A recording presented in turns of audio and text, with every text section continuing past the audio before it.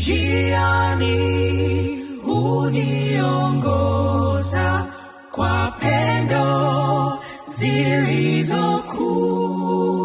Mwisho atanituliza kwake Baba yangu juu. Nikivikwa kutokufa, nikae na Mwokozi. Nitamsifu sana, sifa kweli ni kiongozi. Nitamsifu sana, sifa kweli ni kiongozi. Nitamsifu sana, sifa kweli ni kiongozi.